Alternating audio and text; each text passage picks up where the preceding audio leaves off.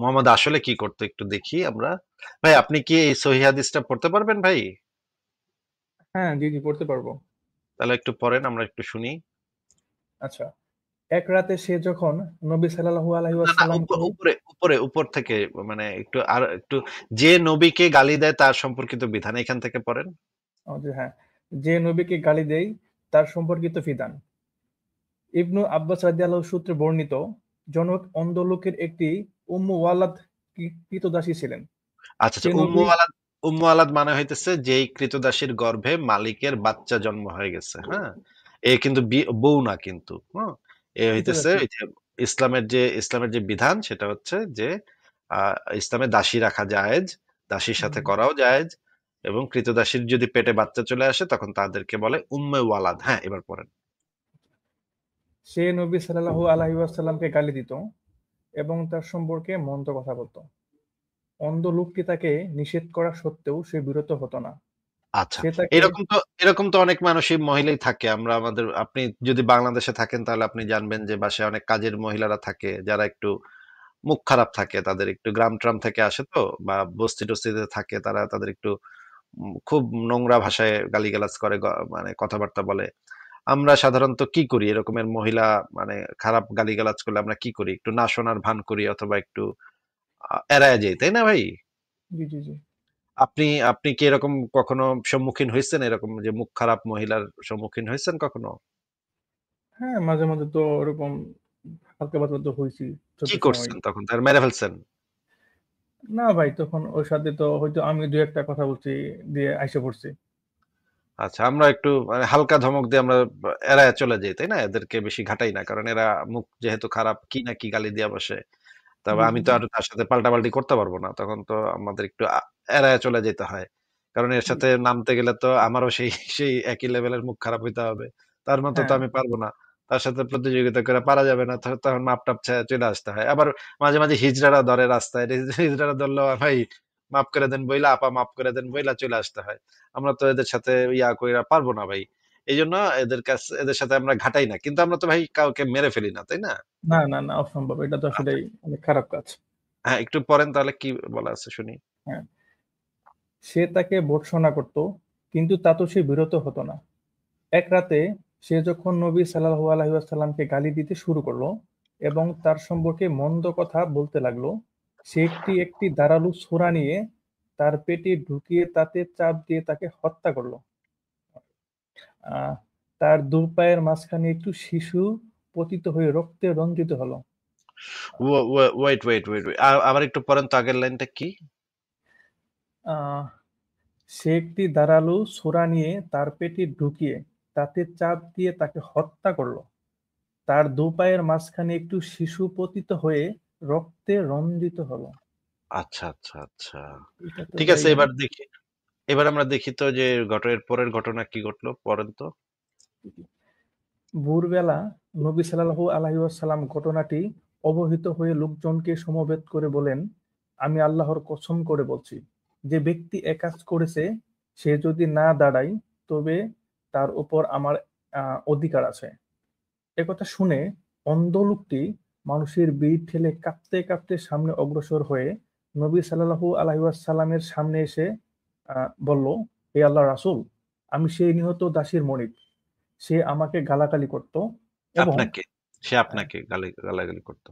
হ্যাঁ, হ্যাঁ, সে আপনাকে গালাগালি করত এবং আপনার সম্পর্কে অপমানজনক কথা বলতো। আমি নিষেধ করতাম কিন্তু সে বিরত হতো না। আমি তাকে ধমক দিতাম কিন্তু সে তাতেও বিরত হতো না। তার গর্ভজাত মুক্তার মতো আমার দুটি ছেলে আছে, আর সে আমার খুব প্রিয় পাত্রী ছিল। গত রাতে সে আপনাকে গালাগালি শুরু করে এবং আপনার সম্পর্কে অপমানজনক কথা বললে আমি তখন একটি ধারালো ছুরি নিয়ে তার পেটে স্থাপন করে তাতে চাপ দিয়ে তাকে হত্যা করে ফেলি। আহ নবী সাল্লাল্লাহু আলাইহি ওয়াসাল্লাম বললেন, তোমরা সাক্ষী থাকো, তার রক্ত বৃথা গেল। তার মানে মেয়েটির রক্ত মানে কোনো মূল্য নাই, এটা এটা বুঝাইছে। হ্যাঁ, এটা বুঝাইছে যে তার রক্তের কোনো মূল্য নাই, তার জন্য কোনো কাফফারা দিতে হবে না, যে ব্যক্তি খুন করছে সে ভালোই করছে। এই যে দেখেন, মানে সরাসরি বই থেকে দেখি। এই যে দেখেন এখানে যে জিনিসটা বলা আছে, নবী বলল তোমরা সাক্ষী থাকো তার রক্ত বৃথা গেল। আরো হাদিস থেকে আমি পড়ি, এটা দেখেন। আচ্ছা ভাই, আমি তখন এখানে একটা কথা বলি ভাই, আমি এখান থেকে একটা কথা একটু বলি। একটু জিনিসটা দেখায় নিই, তারপর আপনি বলেন। নবী সাল্লাল্লাহু আলাইহি সাল্লাম বলেন, তোমরা সাক্ষী থাকো যে ওই দাসীর রক্ত ক্ষতিপূরণের অযোগ্য বা মূল্যহীন। কি কি ভাই এখানে কি লেখা? ওই দাসীর রক্ত ক্ষতিপূরণের অযোগ্য বা মূল্যহীন। হ্যাঁ, হ্যাঁ, হ্যাঁ। তারপরে আরেকটা হাদিস আছে, তোমরা সাক্ষী থাকো এ খুন বাতিল, এজন্য কোনো খেসারত দিতে হবে না। মানে ঠিকই আছে, এটা খুন করছে ঠিকই আছে, গালি দিছে তো অসুবিধা কি, খুন করছে ঠিকই আছে। আরেকটা হাদিসে আছে, তোমরা সাক্ষী থাকো ওই দাসী রক্তের কোনো বিনিময় নেই। এই যে দেখেন, মতিউর রহমান মাদানির বক্তব্য যদি এখন আমরা শুনি, কতগুলা মানুষকে মোহাম্মদ এইভাবে মোহাম্মদকে গালি দিলে কি করতে হবে, এই আহমদুল্লাহর বক্তব্য আছে, আমি সবগুলা ভিডিও ছেড়ে আপনাকে শোনাইতে পারি। আচ্ছা ঠিক আছে, আপনি যেটা বলতে চাচ্ছিলেন বলেন। হ্যাঁ ভাই, আপনি যে এই হাদিসগুলা যে দেখাইলেন, এখানে হুজুরদেরকে বললে তারা বলে যে ওই হাদিসগুলা নাকি জাল হাদিস, বা ওই ওইগুলা হাদিসটা যে এক জাল এক হাদিস, লাইন ওই এক লাইন হাদিসটা যে জাল হাদিস, এটা আপনি তাকে একটু প্রমাণ করতে তো বলবেন। যদি সে বলে কেউ যে জাল হাদিস, এখন তো দেখেন তারা হচ্ছে যেখানে আটকায় যাবে, যেখানে ধরা খেয়ে যাবে, তারা বলবে যে এটা জাল হাদিস। হ্যাঁ, আমি তো আপনাকে তাহলে এই হুজুর, মানে অনেক বড় হুজুর মতিউর রহমান মাদানি, তার বক্তব্য শুনায় দিই, তাহলে এটা জাল হাদিস কিনা সেটা এখান থেকে আমরা শিওর হয়ে নিই। তাহলে এটা একটু শোনেন ভাই, আমরা একটু ছাড়ি এটা, হ্যাঁ শোনেন। ঘটিত আছে। কাব বিন আশরাফ ইহুদি নবী করিম সাল্লাল্লাহু আলাইহি সাল্লামের কুৎসা গাইতো এবং গাওয়াতো গায়িকা দিয়ে, জি, তাকে হত্যা করেছেন নবী করিম সাল্লাল্লাহু আলাইহি সাল্লামের ইশারা ইঙ্গিতে রাসূলুল্লাহ সাল্লাল্লাহু আলাইহি সাল্লামের সাহাবী। এইরকমই এক ইহুদি মহিলা ছিল যে নবী সাল্লাল্লাহু আলাইহি সাল্লামকে গালমন্দ করত। তাকে একজন মুসলিম গলা টিপে হত্যা করে, সুনান আবু দাউদে রয়েছে। এইরকমই একজন অন্ধ সাহাবী ছিলেন, তার একটি দাসী ছিল, কাফের দাসী, এবং সেই দাসী চরম রসুল বিদ্বেষী ছিল, নবী সাল্লাল্লাহু আলাইহি সাল্লামকে গালমন্দ করত।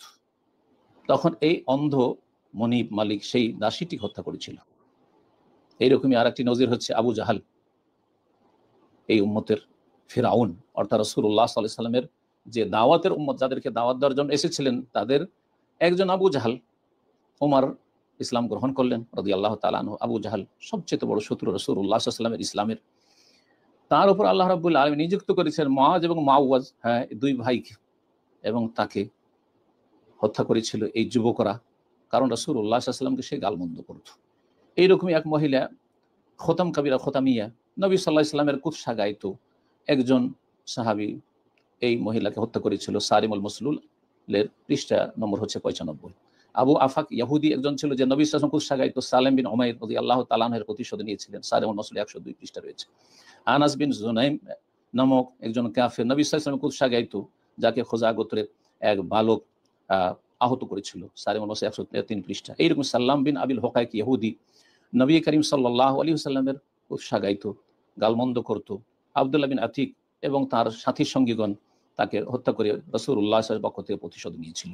তো এইভাবে কখনো কখনো আল্লাহ রাব্বুল আলামিন জালেম কাফের, যারা সীমা লঙ্ঘনকারী এবং তারা রাসূলুল্লাহ কষ্ট দিয়ে থাকে, তাদের প্রতিশোধ নিয়ে থাকেন। আচ্ছা, আপনি তো শুনলেন সৌদি আরবের বিখ্যাত একজন আলেম মতিউর রহমান মাদানি তো বলে দিল যে এইভাবে এইভাবে হইছে।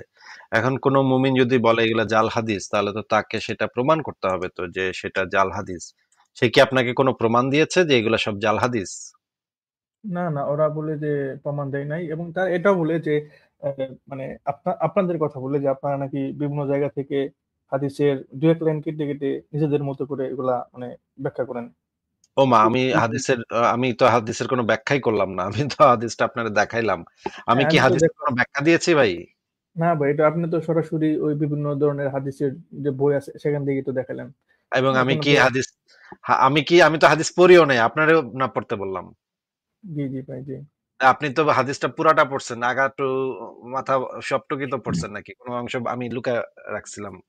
না, না ভাই, সম্পূর্ণই তো পড়লাম। তাহলে পুরা হাদিস আপনি পড়লেন, আমি কি কোনো আমার কি কোনো হাদিসের ব্যাখ্যা দিতে শুনছেন আপনি, যে এই না ভাই, হাদিসের এই ব্যাখ্যাটা হইতেছে এরকম, যেটা শুনছেন? তো ওরা ওরা তাহলে এই বিষয়গুলোকে মানে এড়াই যা, যখন আপনাদের কথা আসে তখন বিষয়গুলো এড়াই যা, তারা মনে হয় মানে ভয় পা নাকি, মানে বুঝি না মাঝে তাহলে মাঝে। তাহলে তো ভাই এই যে হুজুরেরা জানে যে আমি হয়তো এরকম হইতেই পারে যে আমি হয়তো হাদিসের একটা অংশ লুকায় ফেলাইছি, বা হাদিসটাকে ভুলভাবে ব্যাখ্যা করছি, তাহলে সেই আলেম তো আমার লাইভে এসে জাতির সামনে তো এটা প্রকাশই করে দিতে পারেন, তাহলে তো দুধ কা দুধ পানি কা পানি হয়ে গেল, তাই না ভাই? তাহলে ওই আলেমকে বলেন আমার সাথে আমার লাইভে আইসা আমাকে যেন, এত বছর ধরে লাইভ করতেছি ভাই, এতগুলা বছর ধরে লাইভ করতেছি, কত মুমিন আইলো, কত মুফতি মাওলানা কত আইসা ঘুরে গেল, এখন পর্যন্ত তো কেউ দেখাইতে পারলো না যে আমি একটা ভুল রেফারেন্স দিছি বা এরকম কিছু একটা মিথ্যা কথা বানোয়াট কিছু একটা দিছি, এরকম তো কেউ দেখাইতে পারলো না মুমিন মিয়া ভাই।